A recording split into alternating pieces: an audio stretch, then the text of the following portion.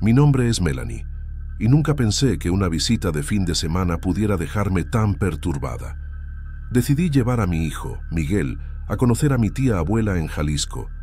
Ella vive sola en una casa antigua, llena de muebles de madera oscura y cortinas pesadas que casi no dejan entrar la luz. El olor a polvo mezclado con incienso de flores secas es lo primero que llama la atención. Apenas entramos, noté que las paredes estaban cubiertas de retratos de niños. Algunos me parecían familiares, pero otros, estaba segura, no conocía a nadie. Traté de no pensar demasiado en eso. Mi tía nos recibió con una sonrisa serena, acomodándose los lentes en la punta de la nariz. Es anciana, pero aún tiene una presencia firme y una voz tranquila que parece controlar el espacio a su alrededor. Apenas nos habíamos instalado, comenzó a mostrarnos los retratos. Todos son parientes, dijo, señalando cada uno. Miguel me miró confundido y yo solo encogí de hombros. La sensación de que algo estaba extraño empezó a crecer dentro de mí, pero intenté ignorarla. Decidimos subir a la habitación que sería nuestra durante la visita. La casa crujía a cada paso, y Miguel no dejaba de comentar sobre los cuadros que vimos en el pasillo.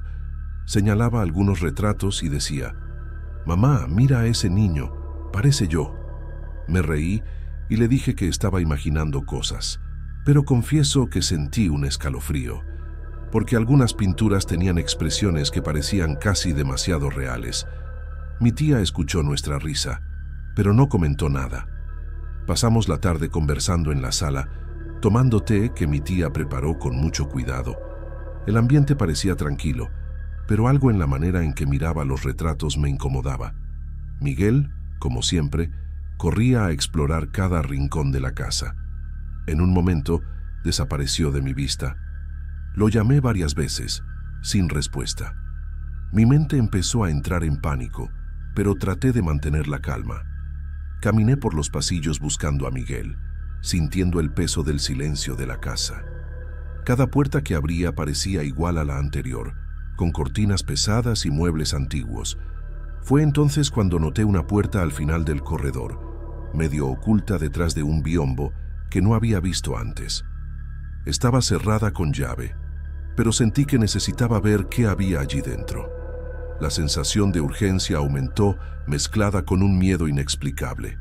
«¡Miguel!», llamé golpeando la puerta. No hubo respuesta, solo un silencio pesado. Mi corazón se aceleró y mi cuerpo estaba tenso, listo para forzar la puerta si era necesario. Entonces escuché una voz débil, casi un susurro. «Mamá». Era él. Sentí un alivio inmediato mezclado con miedo. Tomé la llave que mi tía había dejado sobre la mesa de la entrada y abrí la puerta con las manos temblorosas. La habitación estaba oscura. La luz que entraba por una pequeña ventana apenas iluminaba el ambiente. En el centro, Miguel estaba sentado frente a una pintura incompleta. Mi sangre se heló al darme cuenta de que el retrato mostraba su rostro exactamente como era en ese momento, pero sin completar los ojos. No se volvió hacia mí, solo señaló la pintura con sus dedos manchados de pintura. Sentí una mezcla de shock e incredulidad. «¿Cómo? ¿Qué es esto?», tartamudeé tratando de entender. Él solo murmuró, «La tía dijo que es de la familia». Mi tía apareció en la puerta, tranquila como siempre, sin prisa. «Sí, estoy restaurando a la familia, un retrato a la vez», dijo, como si fuera lo más natural del mundo. Quise reír, pero la risa se me quedó atrapada en la garganta. Algo estaba terriblemente mal, pero no sabía qué decir ni hacer. Miré a Miguel, que parecía hipnotizado por el retrato. El niño no parecía asustado, solo curioso, como si reconociera su propio reflejo en la pintura. Mi tía entró en la habitación lentamente, sentándose en una silla cercana y observando en silencio. Cada detalle del rostro de Miguel en el lienzo parecía más vívido que en la vida real, y sentí un frío recorrer mi espalda. Intenté llamarlo, pero no respondía bien. La sensación de impotencia me invadió de repente. Quise sacar a Miguel de allí, pero la puerta que acabábamos de abrir parecía más pesada, casi imposible de atravesar.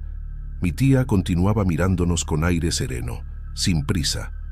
«¿Estás seguro?», dijo, como si leyera mis pensamientos. «Y ahora forma parte de algo más grande». No sabía qué hacer, solo me quedé allí observando a Miguel y la pintura, intentando comprender lo que estaba ocurriendo. Pasé unos minutos simplemente observando a Miguel y la pintura, intentando convencerme de que era solo una extraña coincidencia. Pero cada detalle del lienzo parecía vivo, como si pudiera moverse en cualquier momento. Mi hijo seguía sentado, inmóvil, como atrapado por algún tipo de fascinación silenciosa. Pregunté otra vez a mi tía cómo era posible, pero ella solo sonrió, inclinando la cabeza. «Cada uno de ustedes deja algo aquí, siempre lo ha hecho». Respiré hondo e intenté acercarme a Miguel extendiendo la mano. No se apartó ni avanzó, como si estuviera en trance. La pintura todavía estaba húmeda en algunas partes, y el fuerte olor a óleo mezclado con barniz antiguo llenaba la habitación. Sentí una extraña mezcla de miedo y tristeza. Era imposible ignorar la sensación de que algo en la casa estaba muy por encima de lo que cualquier persona común pudiera comprender. Mi tía se levantó lentamente y caminó entre las estanterías llenas de retratos más pequeños. Tomó un cuadro antiguo con un niño que nunca había visto, pero que tenía una mirada familiar. «Todos ellos llegaron antes de que te dieras cuenta», dijo, sin mirarme, como si hablara con la propia pared. Sentí un escalofrío, y una parte de mí quiso salir corriendo con Miguel en brazos, pero algo en su voz me hizo dudar. Miguel finalmente habló, rompiendo el silencio. «Mamá, estoy con ella». Fruncí el ceño, confundida. «¿Con quién, cariño?», señaló a mi tía. «Me muestra a nuestra familia», dijo con calma. Mi corazón se aceleró y sentí un nudo en el pecho que no sabía explicar. ¿Cómo explicarle a alguien lo que estaba viendo? Ni yo misma podía creerlo. La habitación parecía encogerse minuto a minuto. La luz de la ventana parecía demasiado débil y las sombras proyectadas no coincidían con los muebles. Cada sombra se alargaba y enroscaba en las paredes, como bailando en silencio. Mi respiración se volvió pesada y un frío recorrió mi columna. Miguel no parecía notarlo, tan absorto estaba en la pintura de su rostro. Era como si estuviera en dos lugares al mismo tiempo, allí conmigo, pero también dentro del retrato. Intenté razonar. Tal vez fuera algún tipo de juego extraño, un ritual antiguo que ella mantenía, algo inocente. Pero lo que vi en el retrato de Miguel no parecía un juego. Cada trazo, cada sombra en su rostro parecía más real que el propio Miguel. Me sentí perdida, como si estuviera atrapada en una pesadilla silenciosa, sin poder despertar. Mi tía volvió a sentarse con una expresión de paz que me irritaba y a la vez me asustaba. «No temas», dijo. «Cada retrato que termino mantiene viva a la familia entera». No sabía si aquello era un delirio o si había algo más allá. Miguel, en cambio, parecía feliz mirando el retrato como si comprendiera algo importante que yo no podía entender. Intenté llevarlo fuera de la habitación, sujetando su mano, pero él resistió, firme. Me miró con una seriedad que no era típica de un niño de 5 años. «Mamá, aquí es donde están», dijo, y su voz sonaba extrañamente adulta, o quizás solo llena de convicción. Mi corazón latía con fuerza. Sentí que estaba perdiendo algo que no podría recuperar, y no sabía si era mi hijo o la realidad misma. Fue entonces cuando noté que algunos retratos en la pared parecían diferentes de cómo los había visto antes. Niños que antes sonreían, ahora me miraban fijamente, con ojos que parecían vivos. Sentí un miedo real, del tipo que hace que la piel se erice. Me volví hacia mi tía buscando una explicación, pero ella solo mantenía su expresión serena, como si estuviera acostumbrada al efecto que tenía sobre quienes visitaban la casa. Entonces dijo algo que aún resuena en mi cabeza. «No entiendes, vean, Melanie, pero cada persona que entra aquí ya forma parte de nosotros, aunque no se dé cuenta. Solo estoy completando lo que empezó hace mucho tiempo». Sus palabras no aclaraban nada, pero tenían un peso imposible de ignorar. Miré a Miguel, a los retratos, al retrato incompleto, y sentí que algo dentro de la casa había cambiado para siempre. Comencé a observar cada detalle de la habitación, tratando de entender si aquello era solo una colección extraña o algo más siniestro. El olor a pintura mezclado con muebles antiguos parecía impregnar el aire, y mis sentidos estaban en alerta total. Miguel seguía sentado frente a la pintura, como si estuviera viendo algo que solo él podía percibir. Con cada minuto, la sensación de que algo invisible nos rodeaba se hacía más intensa. Mi tía empezó a caminar lentamente entre los retratos, pasando la mano sobre cada marco. Murmuraba nombres que yo no reconocía, pero que parecían familiares para Miguel. El niño asentía en silencio, como si entendiera todo. Me sentí totalmente fuera de lugar, incapaz de intervenir en lo que estaba ocurriendo, y cada latido de mi corazón parecía un aviso de que no debía permanecer allí. Intenté sacar a Miguel de nuevo, esta vez con más firmeza. Me miró y sonrió, pero la sonrisa no parecía de un niño asustado, sino de alguien que sabe más de lo que debería. «Mamá, no hace falta tener miedo. Ella cuida de todos nosotros», dijo con calma. No pude responder, solo lo observé sintiendo una mezcla de alivio y terror. Había algo muy extraño, pero también algo imposible de describir. De repente, noté que la luz de la ventana parecía moverse de forma extraña, proyectando sombras que no correspondían a los muebles. Las sombras se alargaban y se enroscaban en las paredes, como si bailaran en silencio. Mi respiración se volvió pesada y un frío recorrió mi espalda. Miguel no parecía notarlo, tan absorto estaba en la pintura de su rostro. Era como si estuviera en dos lugares a la vez, conmigo y dentro del retrato. Mi tía se acercó y con calma puso la mano sobre mi hombro. «Así mantenemos unida a la familia», dijo, con aquella serenidad inquietante que me dejaba sin reacción. Quise gritar, preguntar, huir de allí, pero mi voz no salía. Algo en la manera en que hablaba me impedía actuar. Era como si cualquier resistencia fuera inútil frente a la historia que ella había cargado durante años. Observé a Miguel, todavía sentado, y sentí una mezcla de incredulidad y desesperación. No sabía si debía creer, luchar o simplemente aceptar, pero algo era claro. Algo estaba cambiando en nuestra percepción de lo que era real. La pintura, los retratos, la presencia de mi tía, todo parecía conspirar para mostrarme que esa casa no seguía las reglas del mundo que yo conocía. Quise acercarme a Miguel, pero dudé. Cada paso hacia él parecía más pesado que el anterior, como si la casa misma quisiera detenerme. Mi tía notó mi vacilación y solo sonrió. «Necesitan tiempo para adaptarse», dijo, refiriéndose a los retratos y probablemente a mi hijo. Entendí que en ese momento cualquier intervención mía sería inútil. Finalmente, me senté en una silla a distancia, observándolos. Miguel acariciaba la pintura con cuidado, como si reconociera cada trazo que se completaba.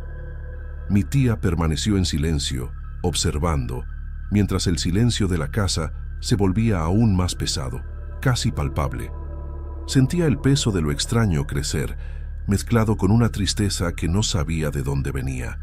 Cuando miré de nuevo la pared, noté que los retratos habían cambiado sutilmente.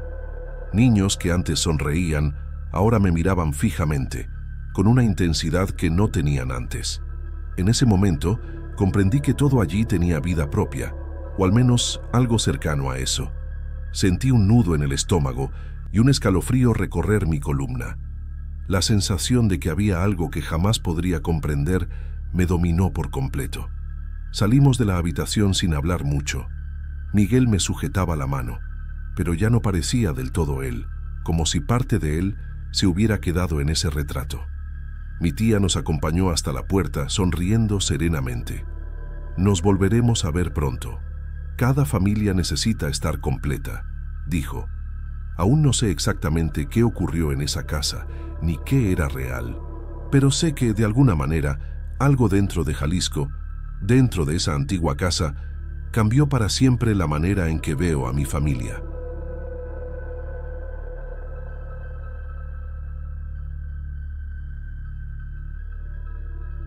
A mis 67 años, No pensé que viviría algo así. Soy Ernesto. Vivo solo desde que mi esposa falleció hace 5 años, en un asilo aquí en Jalisco. La rutina me ayudaba a mantener la mente ocupada. Desayuno temprano, periódico, una caminata corta por el barrio. Nada emocionante, pero cómodo. La vida seguía su curso normal hasta que comenzó algo que me dejó, sinceramente, sin aliento. No soy supersticioso. Siempre he tratado de llevar la vida de forma racional. Pero lo que me sucedió desafía cualquier explicación lógica. Empezó de manera tan sutil que casi lo ignoré. No tenía idea de que mi paz estaba a punto de verse alterada. La primera llamada llegó un martes por la noche. Mi reloj marcaba exactamente las 23 horas cuando sonó el teléfono. Era un número bloqueado. Dudé, pero contesté. Del otro lado, solo silencio. Pensé que era un error o algún tipo de telemarketing extraño y colgué. No le di mucha importancia. En los días siguientes ignoré el teléfono cuando sonaba. Creí que tal vez era una broma de mal gusto o un error de la operadora. Pero el teléfono siguió sonando, siempre a la misma hora. Siempre a las 11 de la noche, como un reloj. Comencé a inquietarme. La tercera noche no pude resistir. Contesté con el corazón acelerado. Una voz tranquila y pausada empezó a hablar sin ninguna emoción. Recitó 10 nombres. 10 nombres que nunca había escuchado antes. La voz era serena, casi calmada, y colgó antes de que pudiera responder. Mi instinto me decía que no me preocupara, pero algo dentro de mí comenzó a helarse. Me quedé sentado en la sala, mirando el teléfono, sin creer lo que acababa de escuchar. No había nadie a la vista, nada fuera de lo normal, pero sentí que algo había cambiado. En los días siguientes, las llamadas continuaron. Intentaba ignorarlas. Tomaba mi café, leía el periódico, pero la espera a medianoche empezó a consumirlo todo. Cada timbrazo me ponía más nervioso, más alerta. No podía dormir bien. A veces me quedaba con el teléfono en la mano antes de que el reloj marcara las 23 horas. Me preguntaba si estaba volviéndome loco, si mi mente me jugaba una mala pasada debido a la soledad. Mi vida siempre había sido tranquila, pero ahora algo siniestro parecía rondarme, algo que no podía explicar. Hasta que una mañana, mientras hojeaba el periódico, algo me hizo detenerme. Uno de los nombres que había escuchado en la llamada aparecía en la sección de obituarios. Dejé de respirar por un instante. Reconocí el apellido, la ciudad donde vivía la persona. No era coincidencia. Un escalofrío recorrió mi espalda. Respiré hondo, tratando de convencerme de que podía ser un error. Pero la realidad era que no lo era. Cada detalle parecía encajar perfectamente. Aquella llamada, que antes parecía solo una molestia extraña, ahora tenía sentido. Llamé inmediatamente a la policía. Expliqué lo que había sucedido. Detallé la hora, la voz, los nombres. Me escucharon con atención, pero mantuvieron la postura cautelosa. Comenzaron a investigar los nombres, revisando registros y domicilios. Descubrieron algo que me dejó aún más pasmado. Todos los nombres pertenecían a residentes del mismo asilo donde había muerto mi esposa. No eran simples coincidencias. Había una conexión directa entre las llamadas y el lugar que más temía recordar. El miedo empezó a apoderarse de mí de manera real e intensa. Volví a casa esa tarde con una sensación extraña. Cada paso parecía resonar más de lo normal. Mi mente giraba tratando de entender cómo alguien sabía exactamente quiénes vivían en el asilo. Comencé a notar detalles que antes no percibía. Pequeñas sombras en la calle, pasos detrás de mí cuando salía a comprar pan. Todo parecía fuera de lugar. Intenté mantener la calma, convencerme de que era paranoia, pero algo dentro de mí sabía que no lo era. Esa voz, esas llamadas, no eran normales, no pertenecían al mundo común. La cuarta noche fue peor. A las 23 horas, el teléfono volvió a sonar. Mi mano temblaba al contestar. La misma voz tranquila, recitando 10 nombres. Mi corazón se aceleró. Reconocí uno de los nombres. Sentí un frío en el estómago que no podía controlar. Supe que debía volver a la policía, pero también temía lo que podría descubrir.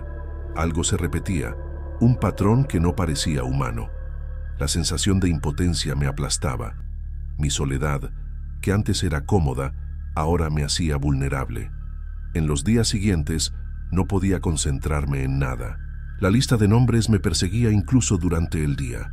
Cada persona que encontraba me recordaba que podría estar en la lista futura.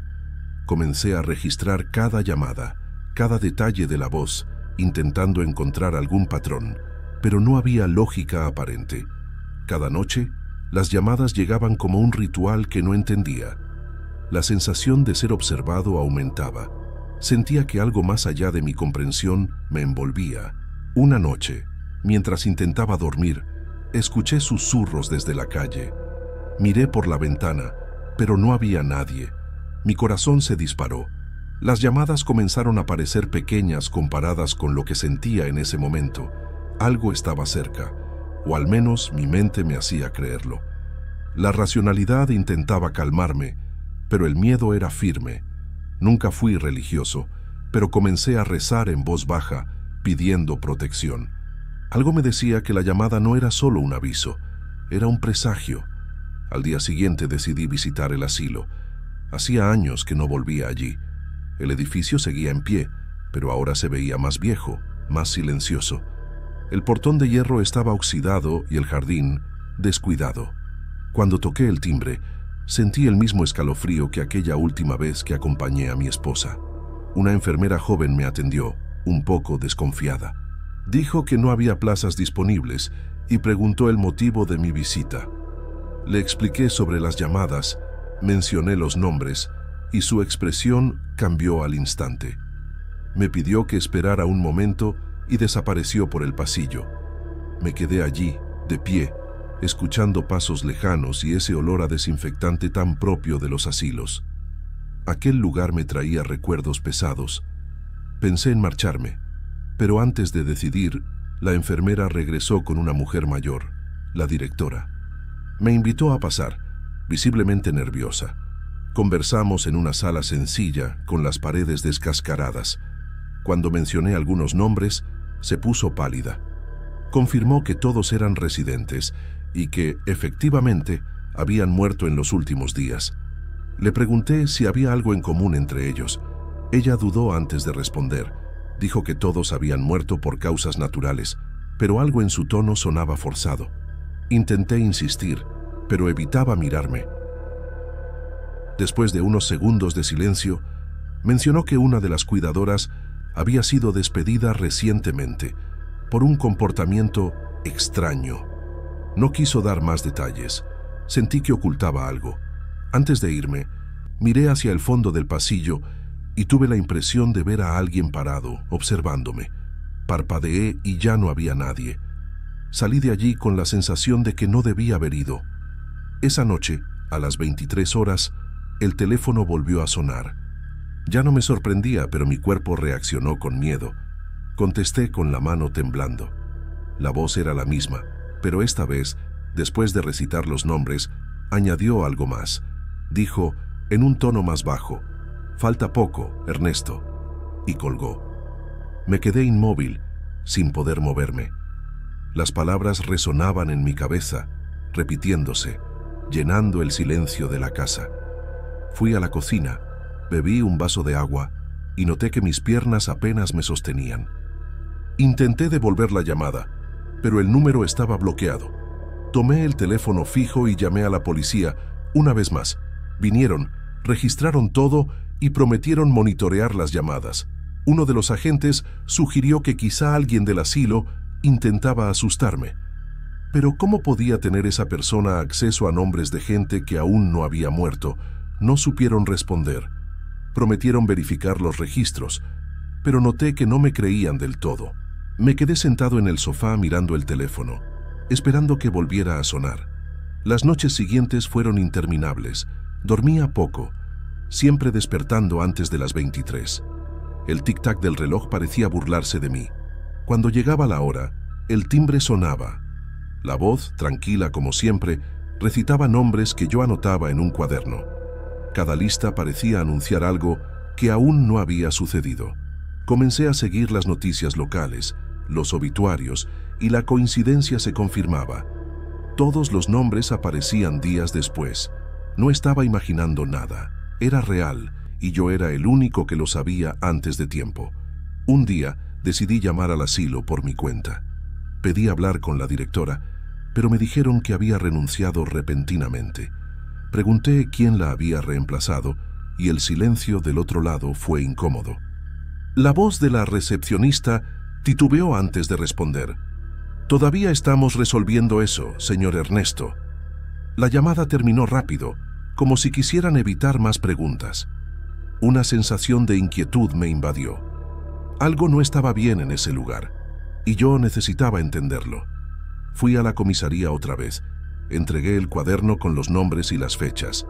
El policía que me atendió lo leyó con atención y llamó a su superior. Hablaron entre ellos en voz baja. Uno de ellos me preguntó cómo conseguía la información. Le expliqué todo, desde la primera llamada. Me miró con una mezcla de duda y compasión, como si pensara que estaba perdiendo la cabeza. Sentí rabia e impotencia. Salí de allí con la certeza de que nadie me creería hasta que algo más grave ocurriera. Esa misma noche, decidí grabar la llamada. Coloqué el celular junto al teléfono fijo y esperé. Cuando el reloj marcó las 23, el sonido familiar me estremeció. Presioné grabar y contesté. La voz recitó los nombres, uno por uno, con claridad. Al terminar, guardó silencio unos segundos. Yo pregunté, ¿quién eres? Y respondió, ya lo sabes. Luego, la llamada se cortó. Escuché la grabación varias veces, buscando algún ruido, un eco, una pista, pero solo estaba esa voz limpia, fría, sin emoción. Al día siguiente, fui a mostrar la grabación a la policía, pero cuando reproduje el archivo, no había nada. El archivo estaba allí, pero sin sonido alguno. Ni un ruido, ni una respiración, como si nunca se hubiera grabado. Mostré el historial de llamadas, pero tampoco figuraba ninguna en ese horario. El policía me miró con lástima, no con desconfianza, y eso fue aún peor. Volví a casa sintiéndome derrotado. Llegué a pensar que, de algún modo, estaba perdiendo la cabeza, pero entonces el teléfono volvió a sonar y el miedo regresó como una ola. Aquella noche no pude contestar. Me quedé sentado en el sofá con el teléfono en la mano, esperando que sonara. Cada segundo se hacía interminable. A las 23 horas, escuché el timbre y mi cuerpo se paralizó. La respiración se me aceleró. La voz recitó los nombres como siempre, pero esta vez algo era diferente. Parecía más cercana, como si estuviera dentro de la sala conmigo. Mi corazón latía desbocado. Sentí un escalofrío que empezó en la nuca y bajó hasta los pies. Quise colgar, correr, esconderme, pero no pude. La llamada terminó tan repentinamente como empezó. En los días siguientes intenté mantenerme ocupado. Caminaba más temprano, hacía compras, trataba de encontrarme con amigos, pero nada funcionaba. Mis pensamientos siempre regresaban a los nombres, a la voz, al miedo que se infiltraba en mi rutina. Comencé a notar pequeñas cosas que antes no veía.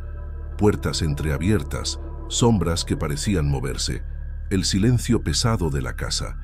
Algo me estaba observando, lo sentía con claridad. Mi mente racional me decía que era paranoia, pero mi cuerpo reaccionaba como si la amenaza fuera real. Una tarde decidí volver al asilo, a pesar del miedo. Entré sin avisar y caminé por los pasillos vacíos, oliendo ese olor a desinfectante mezclado con viejos recuerdos. Nada parecía fuera de lugar, pero cada sala parecía esconder algo.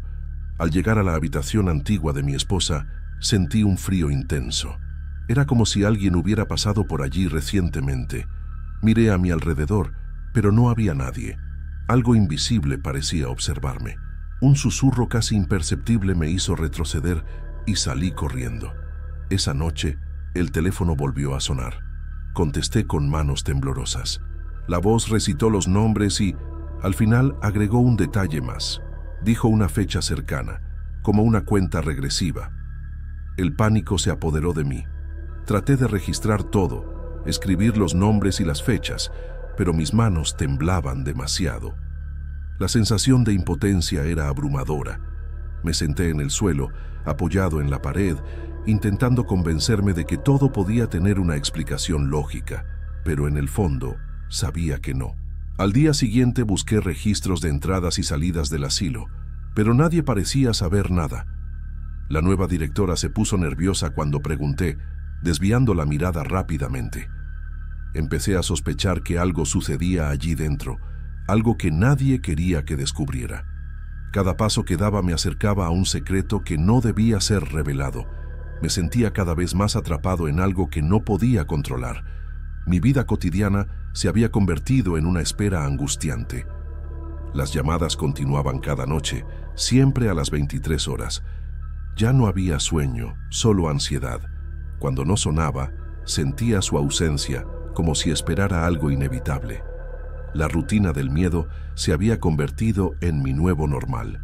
Llegué a revisar todas las puertas y ventanas antes de cada llamada, intentando protegerme, pero sabía que no había escapatoria. La voz parecía conocer cada detalle de mi vida. Estaba siendo seguido o vigilado de alguna manera que no podía comprender. Un día encontré a un antiguo colega que trabajó en el asilo. Intenté preguntarle sobre las muertes recientes, pero se puso pálido y dijo que no podía hablar. Pedí más detalles, pero se alejó rápidamente sin mirar atrás. Eso solo aumentó mi sensación de aislamiento. Me di cuenta de que había algo que todos conocían, pero nadie quería admitir. La ciudad parecía evitarme, y la sensación de estar solo frente a un secreto mayor crecía.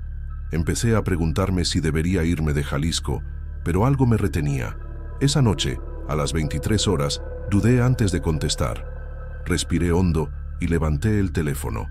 La voz recitó los nombres y al final dijo, «Ya has visto suficiente». Mi cuerpo se congeló. Por un instante, tuve la sensación de que alguien estaba detrás de mí, en la sala, observando cada movimiento. No había sombras, nadie visible, pero el miedo era físico, real. Colgué rápidamente y me senté en el suelo, apoyado en la pared. El corazón me latía como si quisiera salir del pecho. En los días siguientes, intenté ignorar las llamadas, pero era imposible. No dejaban de sonar, y los nombres seguían apareciendo en los obituarios. Sentí una presión constante, como si me estuvieran evaluando, probando. Cada paso fuera de casa parecía un riesgo. Mi rutina tranquila se había transformado en un campo minado de ansiedad. La sensación de que algo terrible estaba por ocurrir crecía con cada llamada. Me sentía atrapado en un ciclo que no podía controlar. Una noche decidí registrar todo en un cuaderno. Hora, nombres, fechas. Quería tener pruebas, algo concreto para mostrar a la policía o a alguien que pudiera ayudar. Pero mientras escribía, comprendí que estaba completamente solo. Nadie podría entender del todo lo que me estaba sucediendo. El miedo era profundo, silencioso, y parecía penetrar mis huesos. La voz seguía siendo un recordatorio constante de que mi tiempo estaba ligado a lo que ocurría en el asilo. Comencé a tener pesadillas. Veía los nombres siendo llamados, personas desapareciendo, sombras moviéndose a mi alrededor. Me despertaba sudando, con el teléfono sonando a medianoche en mi mente, incluso cuando no sonaba realmente. Mi vida se había convertido en un ciclo de miedo y vigilancia. Ya no me sentía seguro ni en mi propia casa. La ciudad, que antes me parecía familiar, ahora era un lugar lleno de sospechas y tensión constante. Cada ruido, cada sombra, me recordaba que no estaba solo. Una tarde me senté en la terraza, intentando calmarme. Observé el atardecer e intenté recordar que aún había vida fuera del teléfono y del asilo. Pero era imposible escapar de la sensación de ser observado por algo invisible. Cada llamada, cada nombre, cada muerte parecía formar parte de un mismo plan. No sabía quién estaba detrás, si humano o no, pero el peso de saber que no podía controlar nada me aplastaba. La policía seguía monitoreando, pero no encontraban nada. Las llamadas continuaban, y los nombres seguían apareciendo en los periódicos. Empecé a preguntarme si algún día todo esto tendría fin. Intenté distraerme, hablar con amigos, pero la sombra de las llamadas siempre estaba presente. Comprendí que no podría escapar de aquello. El miedo se había convertido en parte de mi vida diaria. Cada timbrazo del teléfono era un recordatorio de lo inevitable, de algo que no podía evitar. Una noche, a las 23 horas, decidí no contestar. Me senté en el suelo de la sala, apoyado en la pared, esperando que sonara. El reloj marcó exactamente las 23:01 cuando noté que el silencio era más pesado que nunca. La sensación de presencia era intensa, como si alguien estuviera en la sala conmigo, observando. El teléfono permaneció mudo, pero la voz parecía resonar en mi mente. Clara, calmada, inevitable. Estaba solo, pero no realmente. Hoy sigo en Jalisco, viviendo entre el miedo y la expectativa. El teléfono suena todas las noches y sé que, tarde o temprano, alguien o algo me encontrará. No sé si es humano, sobrenatural o solo el destino jugando una broma cruel. Solo sé que cada llamada es real, cada nombre es real, y cada noche es una prueba de que mi vida cambió para siempre. Tal vez nunca descubra qué está ocurriendo, pero ahora aprendí a esperar, en silencio, con el corazón apretado, sabiendo que algo más allá de mi comprensión me vigila, siempre.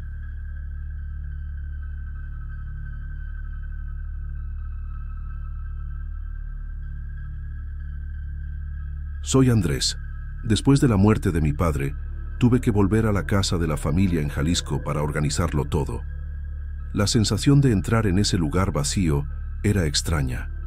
Cada habitación guardaba recuerdos míos y de él, pero también un silencio pesado. La casa olía a polvo antiguo, madera y papel. Empecé a separar cajas, unas con ropa, otras con objetos antiguos, fotos, juguetes olvidados. Todo parecía haberse detenido en el tiempo, y me preguntaba cómo cabía tanto en una sola vida. Cada objeto me hacía recordar conversaciones, pequeñas peleas, risas silenciosas que compartimos. Pero entonces me di cuenta de que había algo diferente en esa rutina de ordenar cosas. Al fondo de un armario encontré un cuaderno grueso, encuadernado en cuero gastado. La primera página tenía el nombre de mi padre y la fecha en que empezó a escribir. Era paramédico jubilado y siempre supe que le gustaba anotar detalles de su trabajo. Pero este cuaderno parecía más que un diario profesional.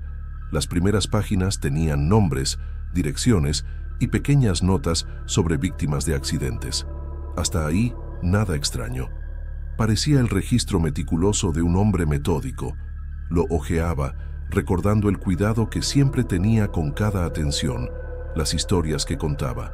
Lo que me llamó la atención fue que las anotaciones no se detenían cuando se jubiló. Las fechas continuaban, muchos años después de haber dejado de trabajar.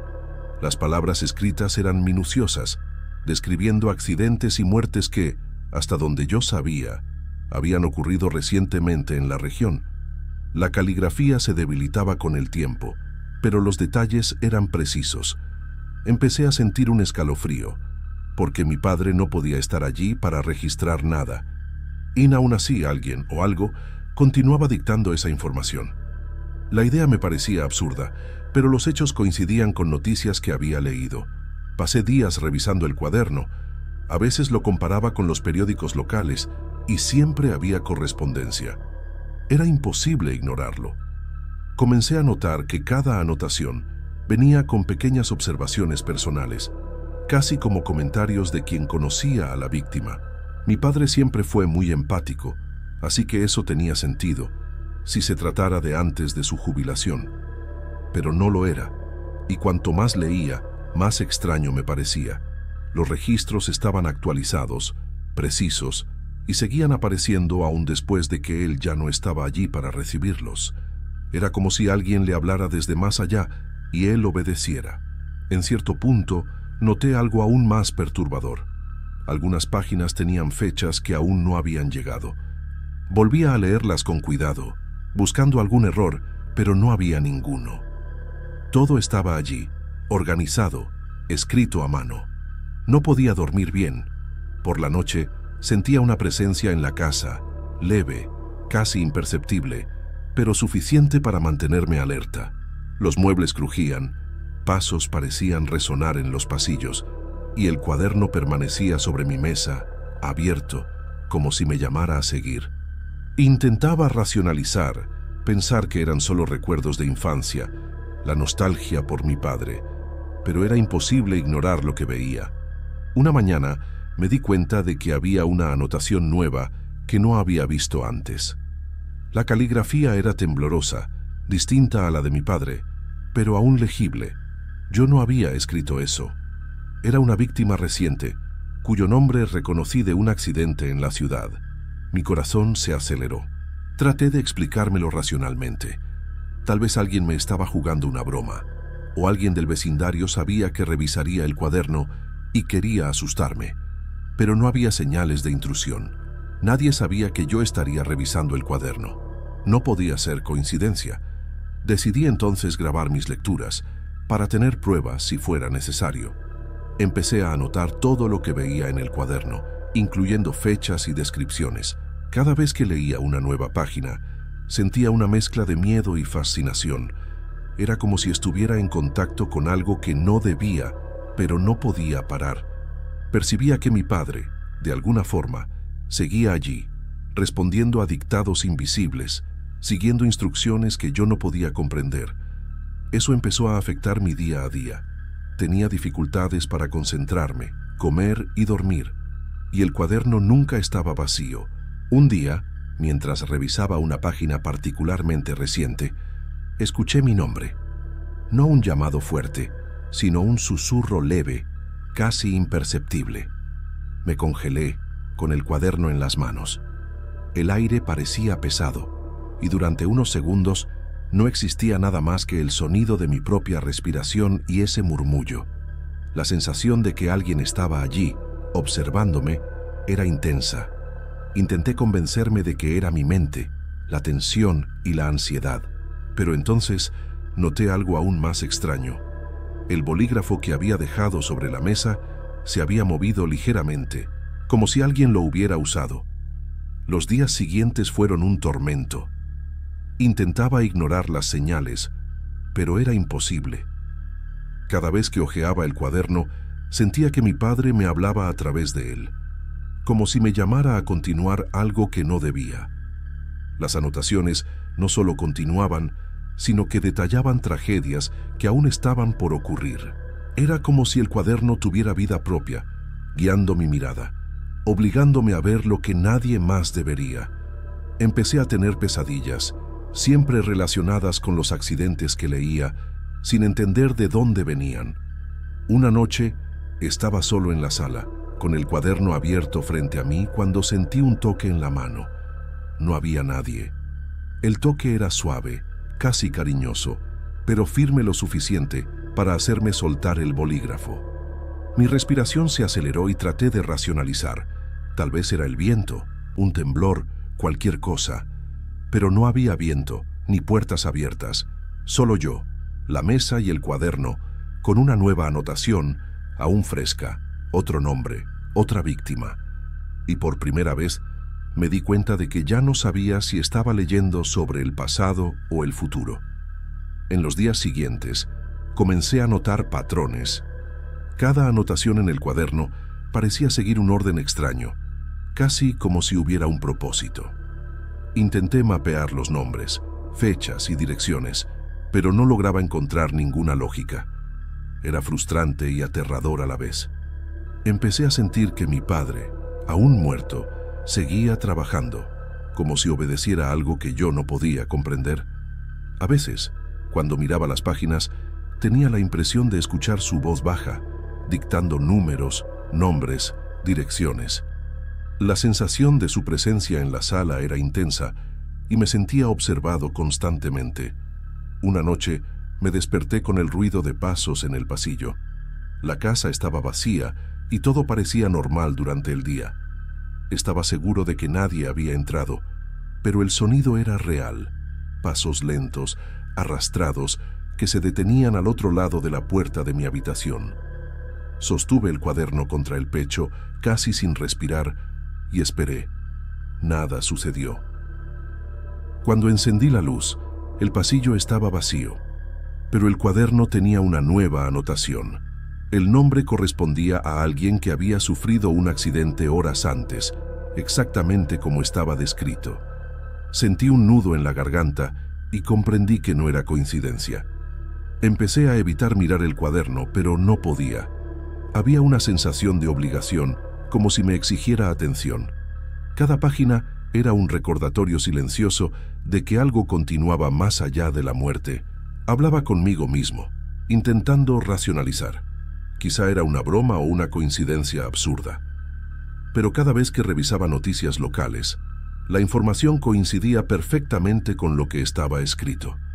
El cuaderno parecía anticipar acontecimientos y mi propia mente empezaba a confundirse entre lo real y lo que imaginaba. En un momento, intenté fotografiar el cuaderno y enviarlo a amigos. Mostré solo algunas páginas, sin nombres completos, y pregunté si aquello parecía normal.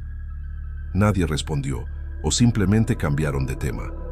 Eso me dejó aún más aislado, con miedo de que nadie pudiera comprender lo que veía.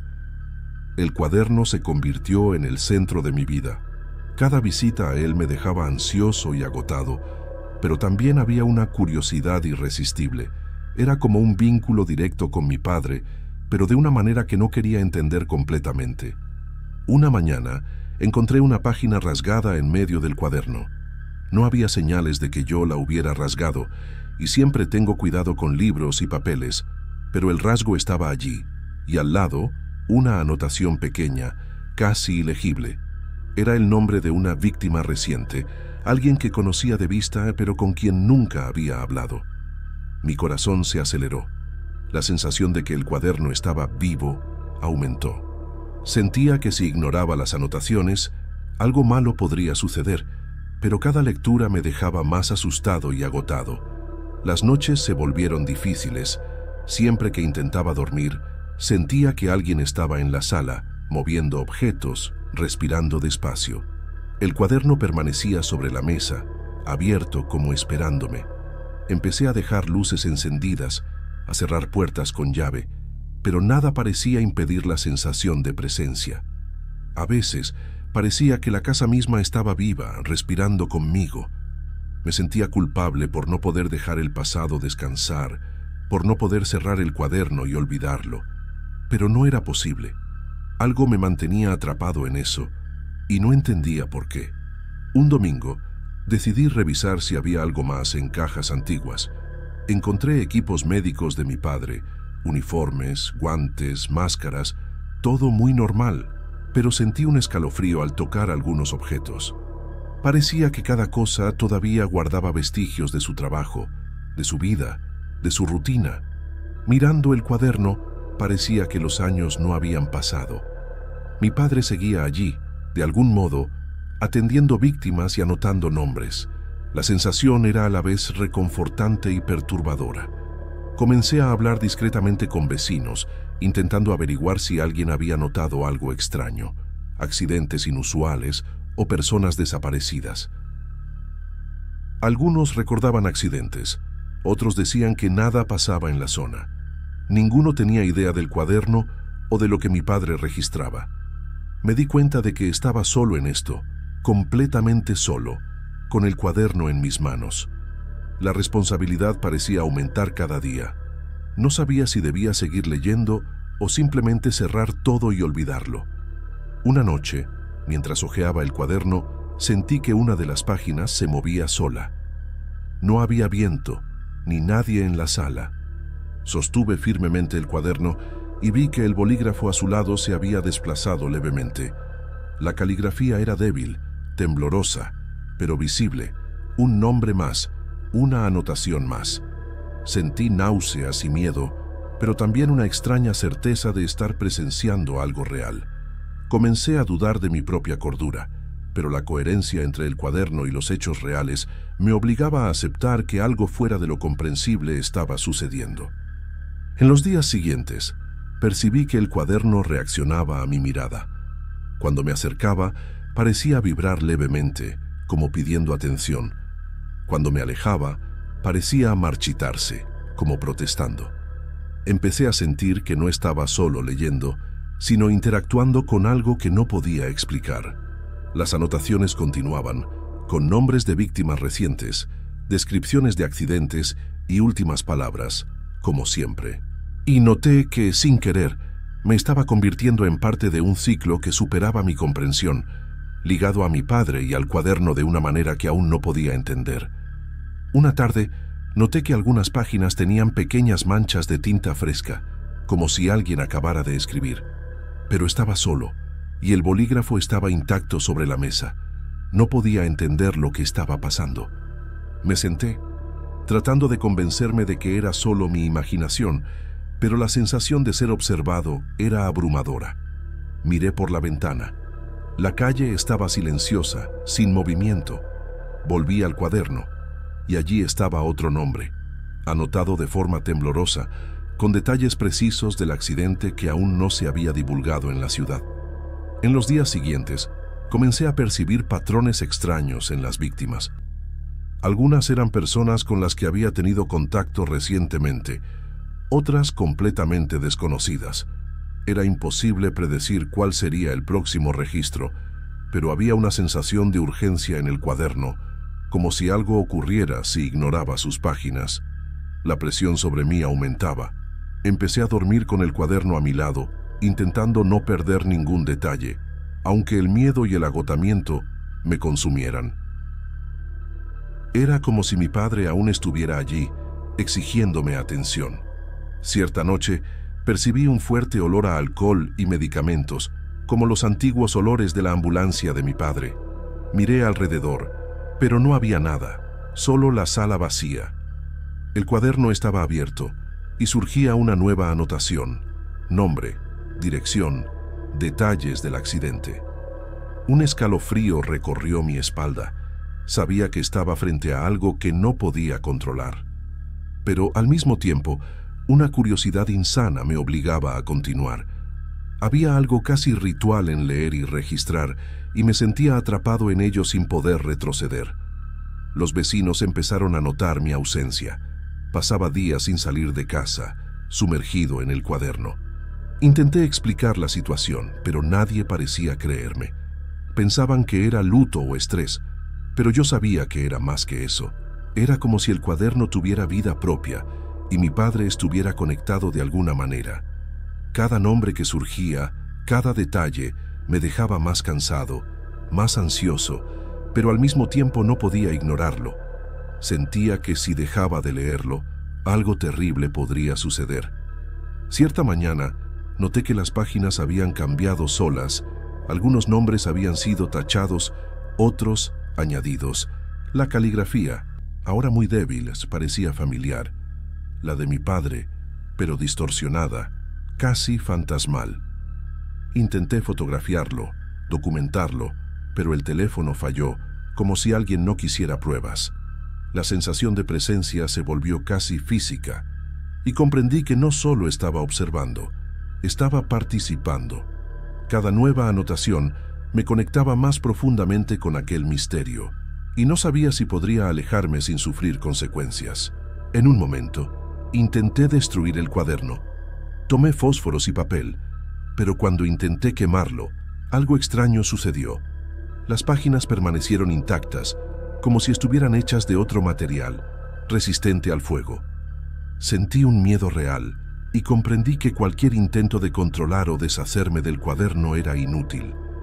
Ya no pertenecía solo a mi padre o a mí, parecía tener voluntad propia. Me quedé inmóvil, sosteniendo el objeto, sintiendo el peso de años de vidas registradas, muertes y secretos que no podía comprender. Las anotaciones comenzaron a incluir pequeños mensajes para mí. Frases como «no pares» o «observa» surgían entre los registros casi imperceptibles. Era como si mi padre me instruyera, pero de forma distorsionada, sobrenatural. No sabía si era una advertencia, una orden o una súplica de ayuda. La sensación de obligación crecía, y cada día me dejaba más agotado y ansioso. Empecé a cuestionar mi propia cordura, pero la correspondencia entre el cuaderno y los hechos reales me impedía ignorarlo. Busqué ayuda profesional, psicólogos, amigos, pero nadie comprendía. Cuando mostraba el cuaderno, la reacción siempre era incredulidad o miedo. Me sentía solo, sin apoyo, completamente atrapado, pero también sentía que no podía abandonarlo. Cada lectura era una mezcla de terror y fascinación, como si estuviera frente a algo que mi padre me dejó, una responsabilidad que superaba mi comprensión, y aunque tenía miedo, seguía volviendo, pasando páginas, registrando nombres, observando patrones. En la última semana, noté que mi propia vida comenzaba a entrelazarse con las anotaciones. Detalles de accidentes que presenciaba o escuchaba surgían rápidamente en el cuaderno. Empecé a temer salir de casa porque cada paso parecía estar registrado de antemano. El cuaderno no solo era un registro de muertes, sino una fuerza que influía en el presente.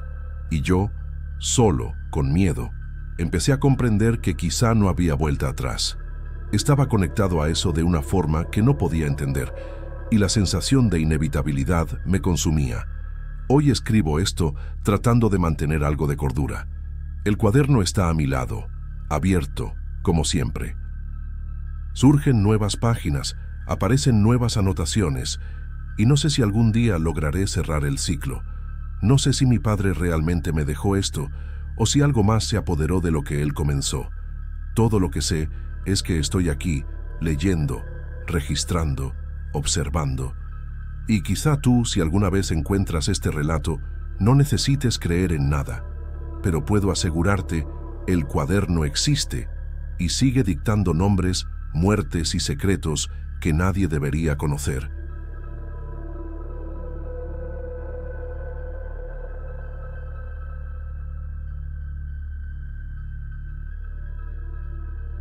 Tengo 46 años y comencé a trabajar en el turno de la madrugada como guardia de seguridad en un hospital abandonado en Jalisco.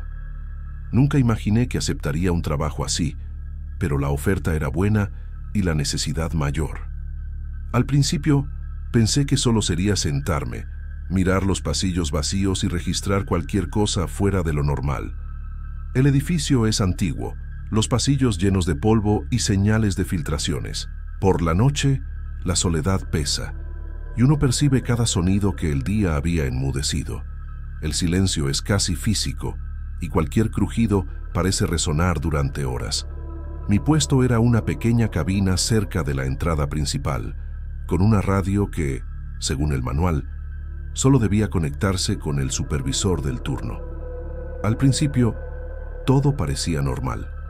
Observaba las puertas cerradas, revisaba que no hubiera señales de intrusión y anotaba en el cuaderno cada ronda que hacía. A veces sentía que los pasillos me miraban de vuelta, pero era solo cansancio. Pasaba horas allí con la luz tenue de la lámpara de la cabina y el viento frío entrando por las ventanas rotas. Algunas noches la radio comenzaba a chillar sola. Pensaba que eran interferencias, como las que ocurren cuando hay construcciones cercanas o líneas eléctricas antiguas. El ruido era bajo, pero suficiente para sacarme de concentración. Intentaba apagarla, mover los botones, pero siempre volvía a chillar después de unos minutos. Al principio me parecía molesto, nada más, pero comenzó a volverse extraño, casi hipnótico. Un detalle me llamó la atención. La radio a veces repetía palabras, nombres, principalmente. Al principio eran nombres que no conocía, seguidos de números que no tenían sentido. Parecía una lista antigua, de pacientes o registros que nadie más usaba. Intentaba ignorarlo, concentrarme en las rondas, pero siempre volvía a escucharlo. Sentía el pecho apretado, como si una mano invisible tocara mi espalda con cada nombre pronunciado. Con el tiempo, comencé a anotar los nombres y los números. La primera coincidencia extraña ocurrió cuando me di cuenta de que los números correspondían a alas del hospital que ya no existían. Todo abandonado, puertas cerradas, pasillos bloqueados. Y aún así, los nombres se pronunciaban con claridad, seguidos de cifras que me hacían pensar en registros médicos antiguos. Comencé a dudar de mí mismo, imaginando si me estaba volviendo paranoico o demasiado cansado. Una noche, La radio chisporroteó y un nombre salió. Claudia Torres, ala 3, cama 12. Sentí un escalofrío. Mi esposa trabaja en el área de urgencias activa de la ciudad y ese nombre me resultó familiar. Al día siguiente, le pregunté casualmente sobre pacientes recientes y descubrí que Claudia Torres había fallecido esa semana, en el hospital donde ella trabaja. Intenté convencerme de que era coincidencia, pero el miedo comenzó a instalarse. En los días siguientes, los nombres continuaron. Primero, intentaba racionalizar. Quizá algún empleado antiguo jugaba con la radio o era interferencia de equipos electrónicos cercanos. Pero cuando escuché Mario Sánchez a las 5, cama 7 y reconocí a otro paciente fallecido recientemente, mi corazón se aceleró. Empecé a sentir ansiedad antes incluso de entrar a la cabina, como si la radio ya me estuviera esperando. Llegué a investigar sobre interferencias en radios antiguas y frecuencias, buscando una explicación científica. Todo lo que leía solo aumentaba mi incomodidad. Cada noche, al sentarme en la cabina, sentía un frío constante, incluso con el abrigo y la manta que llevaba. El silencio del hospital parecía condensarse y cada sonido parecía amplificado. Pasos imaginarios, puertas crujiendo, hasta el viento parecía susurrar. En una de esas noches, después de escuchar algunos nombres, decidí grabar la secuencia de voces. Usé el celular, dejé el grabador encendido en la cabina mientras hacía mi ronda. Lo que escuché después me congeló.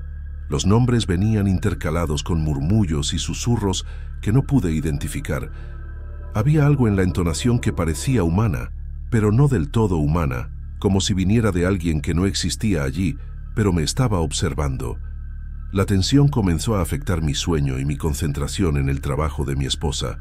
Al día siguiente, sentía los hombros tensos, la cabeza palpitando, y cualquier ruido en casa me ponía en alerta. Empecé a dudar de mí mismo, preguntándome si todo no era estrés o imaginación. Pero la radio no mentía.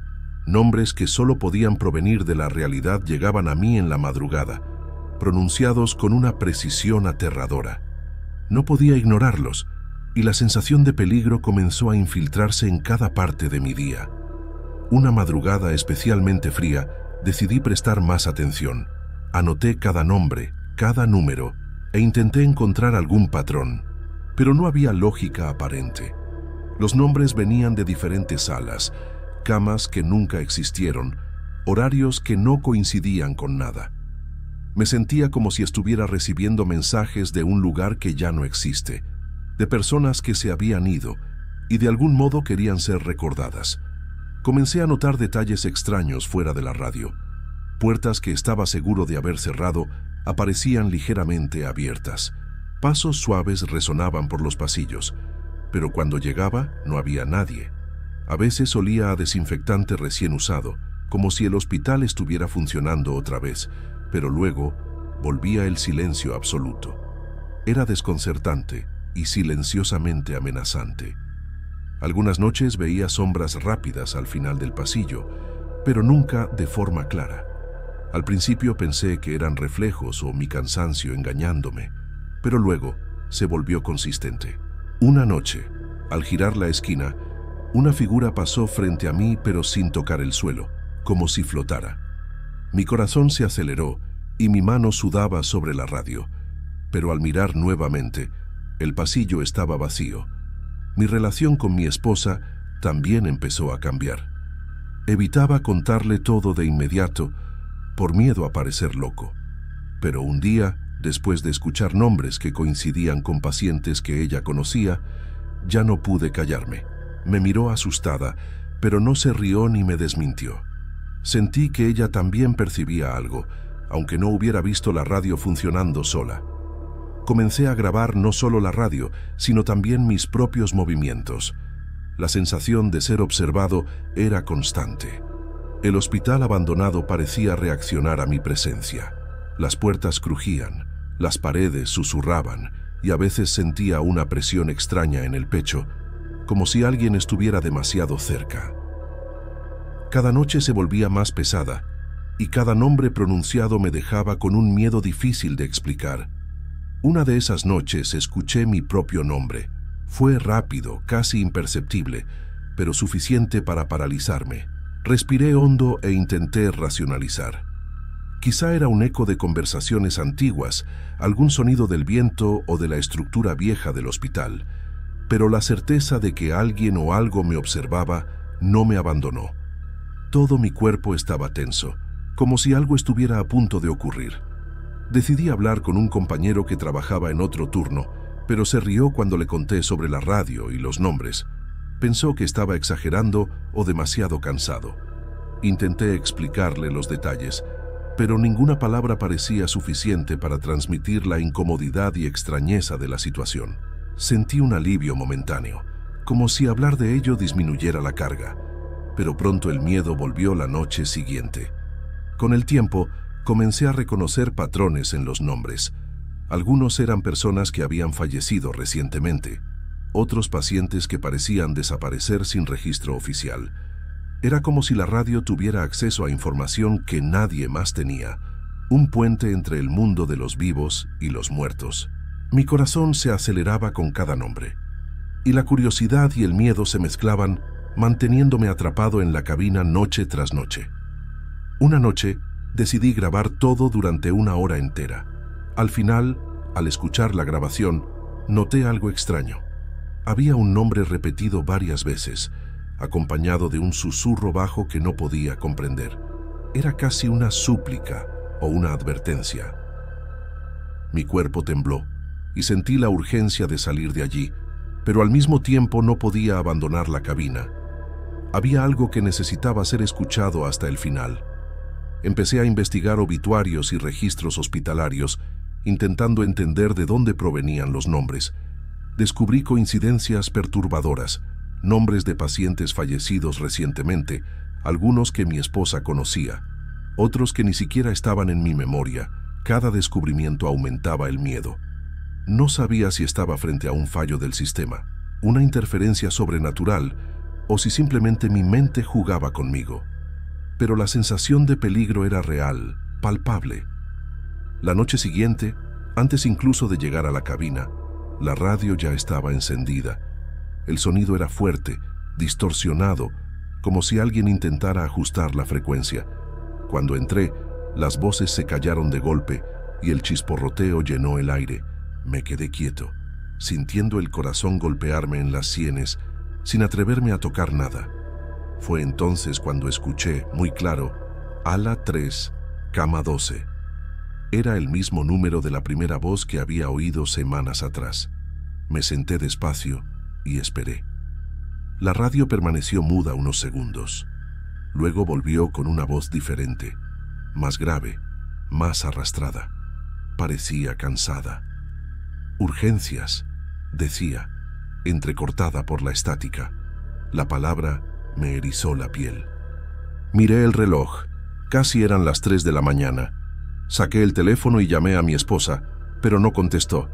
Sentí que el aire de la sala se volvía denso, casi irrespirable, y la radio seguía emitiendo sonidos sin sentido. Cuando por fin logré hablar con ella, ya pasaban de las 3:30. Respondió con voz temblorosa, diciendo que un paciente acababa de morir en urgencias, el mismo nombre que yo había escuchado minutos antes en la radio. Me quedé en silencio.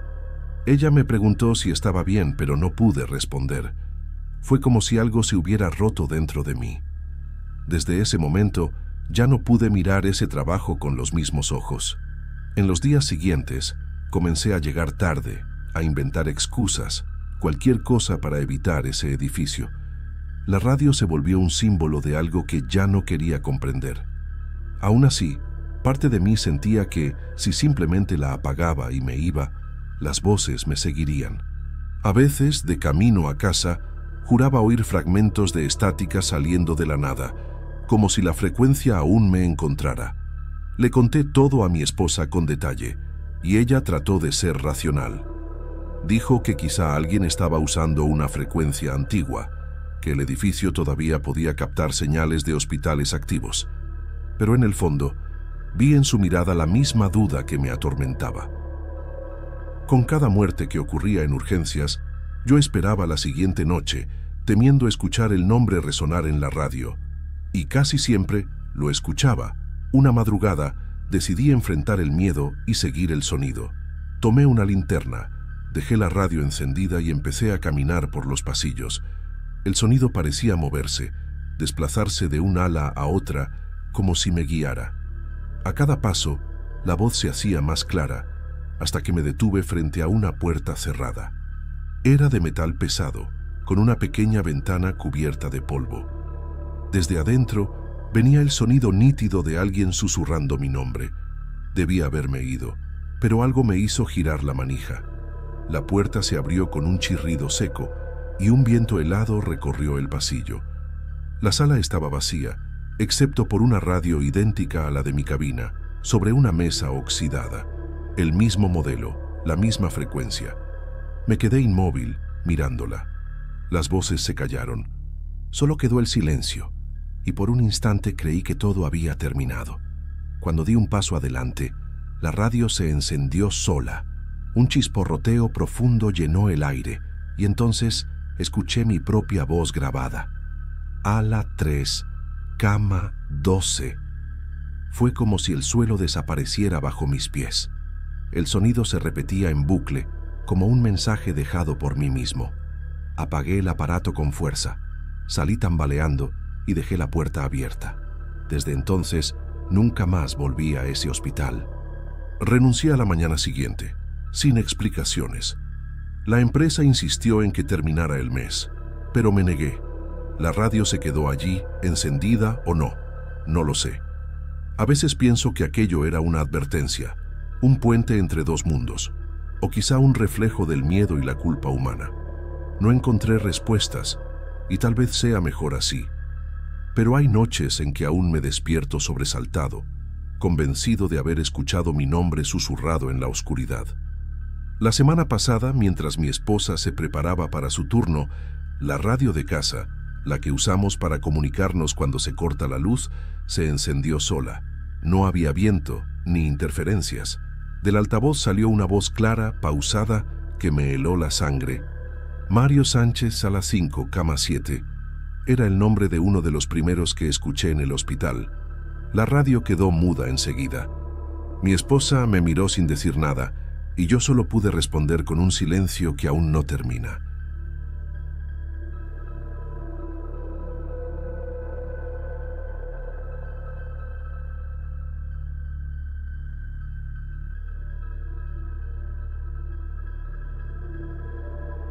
Mi rutina solía ser tranquila, hasta que todo cambió.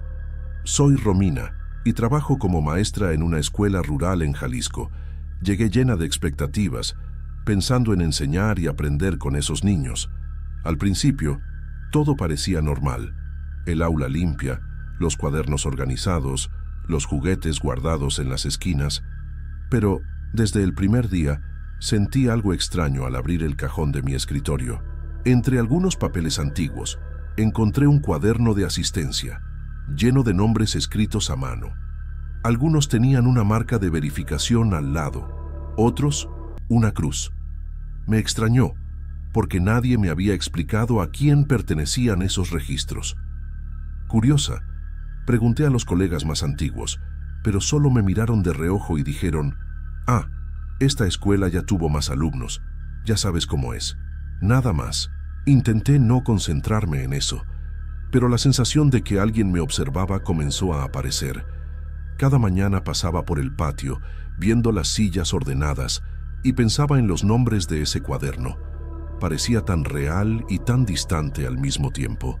Guardaba el cuaderno de nuevo en el cajón, tratando de convencerme de que era solo cosa del pasado. Al segundo día, noté que la pizarra estaba ligeramente borrada de forma diferente a como la recordaba. Había garabatos que no eran míos, pequeñas anotaciones que desaparecían tan pronto como las miraba bien. En ese momento sentí un escalofrío, pero respiré hondo y continué la clase. El aula parecía normal, los niños sonriendo, pero algo en ese lugar cargaba un silencio pesado. Cada sonido parecía más grande de lo que realmente era, y me daba cuenta de que siempre estaba tensa. Una mañana, mientras organizaba la lista de asistencia, noté que algunos nombres habían sido levemente modificados. Letras que yo había escrito se veían diferentes, como si otra mano hubiera pasado por ahí. Me quedé mirando la hoja, sintiendo una mezcla de miedo e incredulidad. Nadie más que yo debería tocar la lista, pero allí estaban señales claras de que algo cambiaba. Intenté racionalizarlo. Tal vez había olvidado completar algo, o la tinta se había corrido. Pero algo dentro de mí decía que no era eso. En los días siguientes noté pequeños detalles que me incomodaban. Las sillas se movían solas, aunque nadie estuviera en el aula. A veces, al pasar la página de un cuaderno, veía marcas que no eran mías, como si alguien hubiera escrito sin que yo lo viera. Los niños parecían no notar nada, jugando como siempre, pero yo sentía un peso extraño en el aire. Cada mirada mía hacia el antiguo cuaderno aumentaba mi ansiedad. Sabía que algo en la escuela no era exactamente como parecía. Una tarde, una colega me contó que cuando era niña había historias sobre alumnos que desaparecieron sin explicación. Sonreí nerviosa, tratando de fingir que solo era leyenda, pero cuando volví al aula, el cuaderno estaba abierto en la página de un nombre que no recordaba haber visto antes, una simple marca de verificación al lado del nombre. Mi corazón se aceleró y sentí una necesidad urgente de guardar el cuaderno, pero algo dentro de mí me impedía cerrarlo. Era como si tuviera que mirar, aunque tuviera miedo. Comencé a notar que algunas noches, al llegar a casa, recordaba detalles que no sabía haber notado durante el día. La posición de las sillas, las marcas de tiza en la pizarra, los nombres en el cuaderno. Sentía una presencia silenciosa, no agresiva, pero constante. A veces parecía que la escuela respiraba conmigo y que algo invisible me observaba. Al principio intenté ignorarlo, pero cada día se hacía más difícil. Era como si la rutina que conocía hubiera sido reemplazada por algo que no entendía. Un fin de semana, decidí regresar sola a la escuela. Quería investigar mejor el cuaderno, los nombres, tratar de entender si había algún patrón. El lugar estaba silencioso, el viento golpeando las ventanas, y sentía que cada paso resonaba demasiado. Abrí el cajón del escritorio con cuidado, y allí estaba el cuaderno, abierto en la misma página que había dejado. Sentí una mezcla de alivio y miedo. Alivio por estar sola, miedo por lo que podría aparecer allí. Respiré hondo y comencé a hojear las páginas. Vi nombres que no conocía, niños que no aparecían en registros oficiales, pero que tenían marcas y pequeñas observaciones al lado. Algunos nombres estaban tachados, otros con un tique perfecto, como si alguien hubiera pasado recientemente. Sabía que no había sido yo, porque había revisado cada página antes de salir el viernes. Mi corazón empezó a latir fuerte. Parecía imposible, y aún así sostenía el cuaderno, intentando no dejar que mis manos temblaran. En los días siguientes, mi atención hacia la escuela aumentó. Cada mañana, al entrar al aula, miraba la pizarra, la lista de asistencia, el cuaderno. Sentía como si me estuvieran poniendo a prueba, observando. Los niños seguían normales, pero yo percibía detalles que nadie más parecía notar. Intenté hablar con otros maestros, pero todos desviaban la mirada, cambiando de tema. Empecé a darme cuenta de que había una especie de silencio combinado, una barrera invisible que me dejaba sola con esa extraña sensación de que algo antiguo aún estaba vivo en la escuela. Un día, durante la clase, noté algo que me dejó completamente inquieta. Mientras escribía en la pizarra, algunas palabras que acababa de borrar volvían a aparecer, ligeramente borrosas, pero legibles. Mis alumnos no parecían notar nada, seguían jugando y respondiendo a mis preguntas. Mi corazón se aceleró y tuve que mirar el cuaderno de asistencia, como si él pudiera darme alguna explicación, pero todo lo que vi fueron nombres antiguos, marcados, esperando allí. Comencé a sentir un miedo real de quedarme sola en la escuela. Cada paso en los pasillos parecía resonar diferente, y cualquier sonido mínimo me ponía en alerta. El viento golpeando las ventanas producía crujidos que parecían susurros. Recordé algunas historias antiguas que contaban los vecinos sobre niños que habían desaparecido y que, dicen, aún frecuentan la escuela de vez en cuando. No quería creerlo, pero algo en la atmósfera del aula me decía que no era solo superstición. Una tarde, me quedé después del horario para intentar organizar mejor el cuaderno y entender los patrones. Fue cuando noté algo extraño. Algunas páginas parecían recientes, pero los nombres eran de décadas atrás. No podía explicarlo. El papel estaba ligeramente amarillento, pero las marcas de tique y cruz eran nítidas, como si hubieran sido hechas hace poco. Mis dedos temblaban al tocar esas líneas. Parecía imposible, pero no había otra explicación que tuviera sentido. Decidí preguntar directamente a los niños, pero con cuidado, sin mencionar el cuaderno antiguo. Pregunté si conocían a algún alumno antiguo que hubiera estudiado allí. Las respuestas eran vagas, confusas, como si dudaran en decirme algo. Algunas miraban al suelo, otras desviaban la mirada rápidamente. Eso me dejó aún más inquieta. Empecé a sentirme desplazada, como si hubiera una línea invisible entre el presente y algo que ya había sucedido allí hace mucho tiempo. En una mañana lluviosa, llegué temprano y vi la pizarra de nuevo. Alguien había borrado algunas palabras mías y dibujado pequeñas figuras que no reconocía. Me quedé parada mirando eso, tratando de entender si era una broma de algún alumno, pero el aula estaba vacía. Mi corazón se aceleró.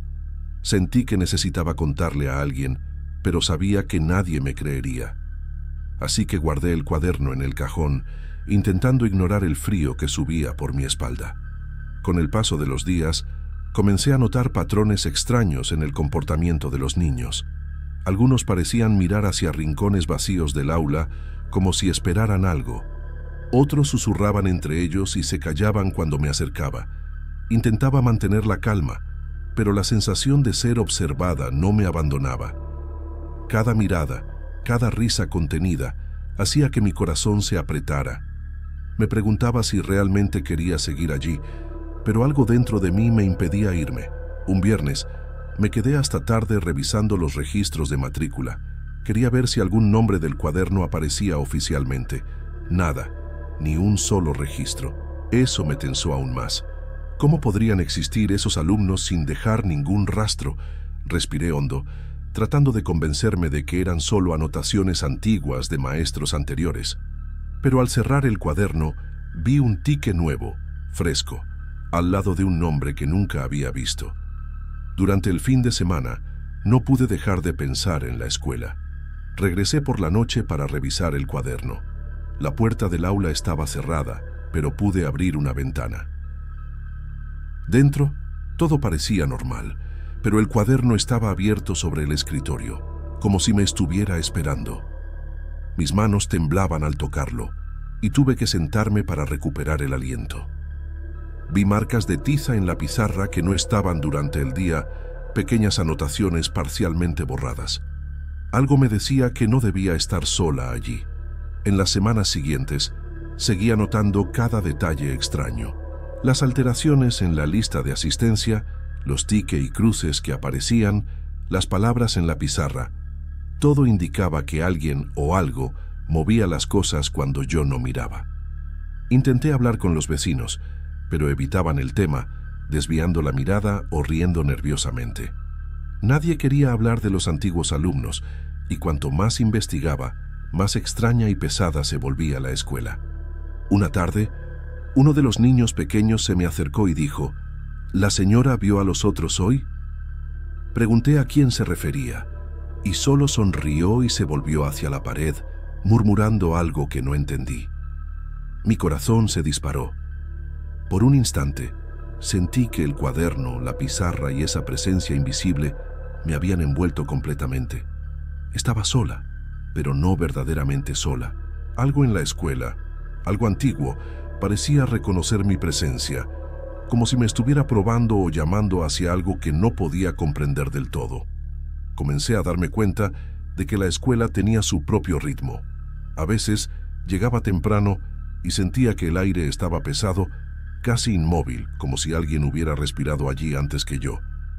Otras veces, al final del día, parecía que todo se movía solo.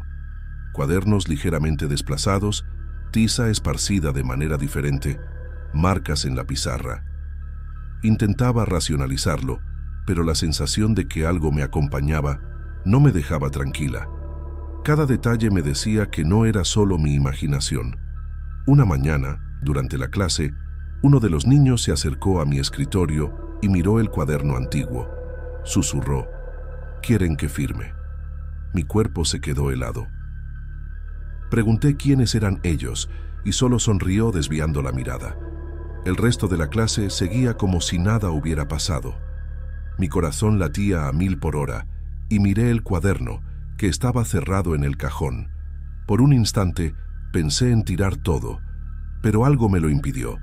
En los días siguientes noté que la lista de asistencia seguía cambiando sola. Letras que yo había escrito se veían más nítidas. Cruces y tique aparecían junto a nombres que no había marcado. Comencé a registrar cada cambio, tratando de ver algún patrón.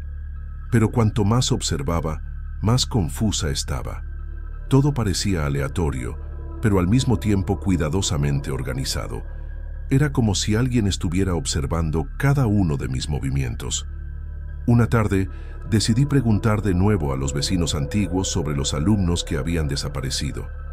Respondieron rápido, desviando la mirada, diciendo que esas cosas mejor no recordarlas. La forma en que hablaban me dejó aún más inquieta. Sentí que, por algún motivo, intentaban protegerme o quizás mantenerme alejada de lo que ocurría allí. No pude obtener más información, y la sensación de secreto que envolvía la escuela solo aumentó. Esa noche no pude dormir. Las imágenes del cuaderno, la pizarra y los niños me perseguían. Me preguntaba quiénes eran esos alumnos, por qué habían desaparecido y por qué el cuaderno todavía estaba allí, intacto. Parecía que la escuela guardaba un pedazo del pasado que insistía en permanecer presente. Sentía que necesitaba descubrirlo, pero también temía lo que podría encontrar. El silencio de mi casa aumentaba mi nerviosismo y cada ruido parecía resonar directamente en mis oídos. A la mañana siguiente, llegué temprano a la escuela y encontré una página del cuaderno abierta sobre el escritorio. No recordaba haberla dejado así. Mi corazón se disparó. Las marcas de tique y cruz estaban perfectas, nuevas, como si alguien hubiera pasado allí la noche anterior. Sentí que algo me observaba desde el fondo del aula. Intenté ignorarlo, pero la sensación de ser acompañada se volvió insoportable. El aire parecía más frío, pesado, y mis pasos resonaban de manera extraña. Comencé a notar pequeñas señales que antes no percibía, huellas ligeras en el polvo del suelo, la posición de los cuadernos cambiada mínimamente y a veces palabras pequeñas borradas en la pizarra. Cada detalle me ponía más tensa. Me di cuenta de que la escuela no era solo un lugar físico, sino también un espacio cargado de memorias que todavía resistían al tiempo. La sensación de que algo antiguo permanecía allí me acompañaba constantemente. Un día, durante la clase, escuché un murmullo detrás de mí. Me giré rápidamente, pero el aula estaba vacía. Sentí un escalofrío recorrer mi espalda. Era diferente a cualquier miedo que hubiera sentido antes. No era solo miedo a lo desconocido, era algo más profundo, como si la propia escuela estuviera viva, observando mis movimientos, juzgando mis acciones. Traté de concentrarme en la clase, pero mis ojos no se apartaban del cuaderno cerrado sobre el escritorio. En los días siguientes, noté que ya no podía dejar el cuaderno en el cajón sin sentir ansiedad. Cada vez que pasaba cerca, parecía llamarme pidiendo ser abierto. Cada tique, cada cruz, cada nombre parecía contener una historia que nadie quería recordar.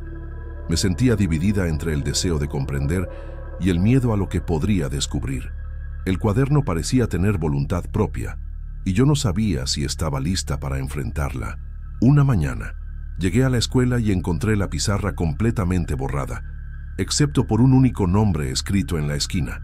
Un nombre que no existía en ningún registro oficial. Mi corazón se aceleró. Sentí que algo estaba cambiando y que yo era la única que podía percibirlo. Los niños me miraban, sonriendo de una manera extraña, como si supieran algo que yo no sabía. La sensación de estar sola pero rodeada por algo invisible se volvió aún más intensa. Comprendí que la escuela, de alguna manera, estaba viva y no sabía si quería descubrir hasta dónde llegaría eso. Esa tarde, decidí sentarme sola en el aula, mirando el cuaderno y la pizarra. Los niños estaban en silencio, como si percibieran que algo importante ocurría. Cada tique y cruz en el cuaderno parecía palpitar frente a mis ojos. Intenté concentrarme y entender si había algún patrón, alguna lógica, pero todo parecía confuso, casi imposible de descifrar. Sentí que debía decidir si seguir intentando comprender o si debía alejarme para siempre. Mientras observaba, percibí pequeñas sombras moviéndose por las paredes, sutiles, casi imperceptibles. Parpadeé y parecían desaparecer. Mi corazón se aceleró. Respiré hondo, tratando de mantener la calma. Era como si la escuela respirara conmigo, viva de una forma silenciosa y atenta. Cada detalle parecía cargado de memoria, de algo que resistía al tiempo. Y yo, por más que intentara, sentía que me había involucrado demasiado para simplemente ignorarlo. En los días siguientes, la rutina continuó extraña, pero trataba de mantener la apariencia normal frente a los niños. Sin embargo, cada vez que miraba el cuaderno, sentía una tensión casi palpable. La pizarra seguía cambiando sola, las palabras apareciendo y desapareciendo. Los niños miraban hacia rincones vacíos, reían de algo que yo no veía. Comencé a comprender que la escuela tenía su propia memoria, su propio tiempo, y que yo ya no era solo una visitante. Una tarde, llegué y encontré el cuaderno cerrado, con una cruz roja sobre una página que no había leído todavía. Sentí un escalofrío, pero no tuve valor de abrirlo. Por un instante, pensé en llevármelo conmigo, pero algo me decía que no podía. Era como si perteneciera a ese lugar, a esos nombres, a esas historias que nadie más recordaba. Respiré hondo, sintiendo miedo y fascinación al mismo tiempo. Algo allí insistía en existir, incluso cuando nadie lo miraba. Desde entonces, sigo trabajando en la escuela, manteniendo la rutina y tratando de enseñar. Pero cada vez que paso junto al cuaderno, junto a la pizarra, siento que hay algo que no puedo comprender completamente. Los niños siguen como siempre, sonriendo y jugando, pero a veces me miran de una manera que me deja inquieta. La escuela guarda secretos antiguos y me pregunto si algún día podré entenderlos, o si simplemente debo aceptar que algunas cosas permanecen en silencio, invisibles e imposibles de explicar.